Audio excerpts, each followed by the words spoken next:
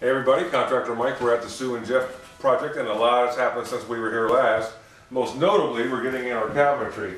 And so now this is really starting to take shape. We've got the her vanity over here, and what we'll have in here actually is a little refrigerator, because they're going to have a coffee service in here, so they can kind of stay in their master suite, chill out on the Sunday morning, read the paper, make their coffee, and not have to go all the way downstairs to do all of that. And so what we're going to have in here is we're going to have a mirror that actually goes from cabinet wall to cabinet wall all the way to the top. So it's going to be kind of a tricky install, but we'll have our sconces in there, and it's going to be pretty nice.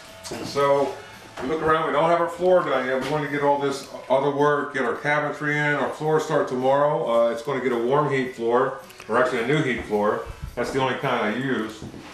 And you may notice everywhere we have tools.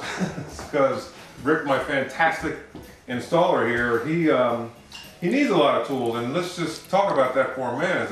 You just don't slam cabinets up. There's so many details with that, and so many intricate tools are required to do an expert job on all of that.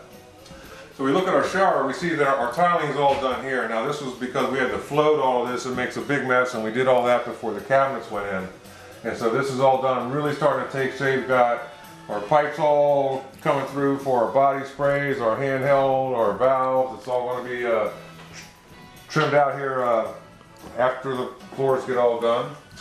Now you may recall in an earlier video that this wall was way out, so we had to fur out this wall to make all this work. So when we furred out the wall, meaning adding extra framing to it, that we were going to have to put a jam extension on here. And Rick is using a tool to cut into here, cut into here, cut into here, and we're going to put something called a biscuit in there, and that's going to allow us to add another piece of wood out here so we can trim this all out, and that's going to look fantastic.